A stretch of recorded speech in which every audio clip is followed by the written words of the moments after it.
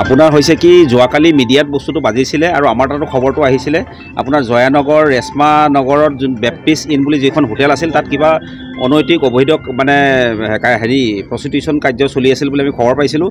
তাৰপাছত সেইটোৰ ওপৰত ভিত্তি কৰি আমি তদন্ত কৰিছিলোঁ। তদন্তকালত আমি সেই মানে লজখনৰ আপোনাৰ যোনজন অ'নাৰ হয় যিজনে পৰিচালনা কৰে তেখেতক এৰেষ্ট কৰা হ'ল। আমি টোটেল একিউজড মানে এতিয়ালৈকে আমি ধৰিছোঁ 4জন আৰু 3গৰাকী আমি ভিক্টিমক ৰিকভাৰী কৰিছোঁ।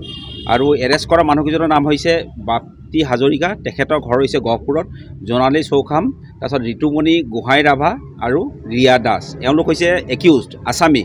এওঁলোকেই গোটেই বস্তুটো পৰিচালনা কৰিছিলে আৰু তদন্তকালত যদি আৰু নাম ওলায় আৰু আমি চাম। কিন্তু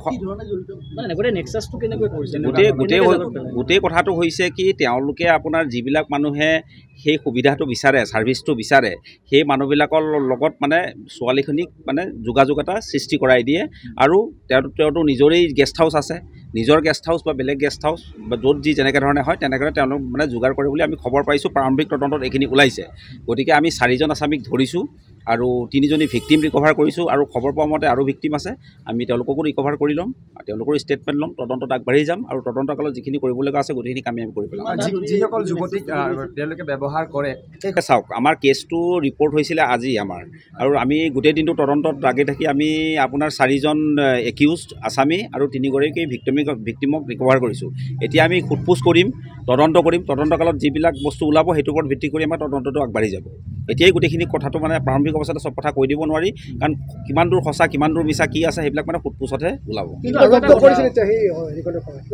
আমি তেওঁলোকৰ CCTV ভিজুৱেলটো DVR ইত্যাদি জব্দ কৰিছোঁ আৰু তাত যিবিলাক ৰেজিষ্টাৰ মেইনটেইন হয় লজখনত ইনখনত সেইখিনি জব্দ কৰা হৈছে। সেইখিনি মেইনটেইন কৰিছিলে নে তেওঁলোকে যিখিনি মেইনটেইন কৰিব লাগে ল মতে যিখিনি আমি এতিয়া জব্দ কৰি লৈ আহিছোঁ, সেইবিলাক আমি এতিয়া পৰীক্ষা কৰিম। পৰীক্ষা কৰাৰ পাছত বাকী আইনগত ব্যৱস্থা। গুৱাহাটীত এনেকুৱা আৰু বহুকেইখন এনেকুৱা থকা বুলি কিছু অভিযোগ আহিছে, আপোনালোকৰ তাতো কিবা এই ধৰণৰ ৰেড মাৰা অভিযোগ এনেকুৱা চলিব নেকি? এতিয়া কথাটো শুনক, কথাটো হৈছে কি যিটো অভিযোগৰ আমি ভিত্তি পাওঁ সেইটোত আমি একশ্যন আৰম্ভ কৰোঁ আৰু যেনেকৈ এই মানে লজটোৰ ক্ষেত্ৰত কৰা হৈছে। যদি মানে আপোনাৰ কংক্ৰিট খবৰ পোৱা যায় তেতিয়াহ'লে ব্যৱস্থা লোৱা যাব। নাই তেখেতৰ এইখনেই লজ আছে, বেলেগ লজ নাই। 8 মাহ ধৰি মানে তেখেতে এই ব্যৱসায়টো আৰম্ভ কৰিছিল। মানে 8 মাহ হৈছে, 8 মাহ ষ্টাৰ্ট কৰা 8 মাহ হৈছে। তেখেতৰ নামটো বাপ্তি হাজৰিকা, ঘৰ হৈছে গহপুৰ বৰমাজানত।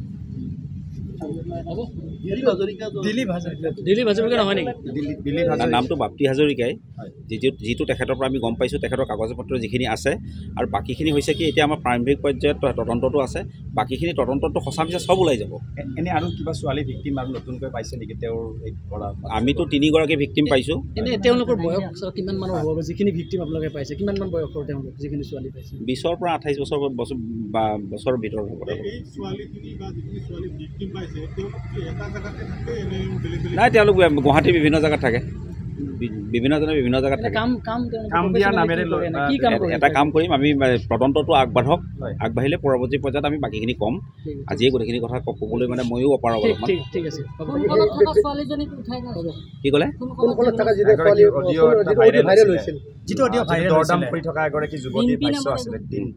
এতিয়া হৈছে কি আমাৰ মানে টোটেল আছামী ধৰিছোঁ আমি 4গৰাকী। যিগৰাকী আপোনাৰ ফোনত হেৰি কৰিছে তেওঁলোকে কোনে কৰিছে সেই বস্তুটো আমি এতিয়াও মানে এনালাইচিছ কৰি আছোঁ যে সেইটো অকল ফোনত মাতটোহে আছিলে, কোনজনী বা মহিলা আছিলে, কি আছিলে, ফোন নম্বৰ হয় মানে হৈছে কি সেই বস্তুটো আমি এনালাইচিছ কৰি আছোঁ। এনালাইচিছৰ পাছত আমি গোটেইখিনি কথা গম পাম। কিন্তু ইতিমধ্যে আমি 4জন মানুহক এই কেছটোত পিক আপ কৰিছোঁ আৰু তেওঁলোক এই কেছটোত মানে আপোনাৰ এৰেষ্টো হ'ব।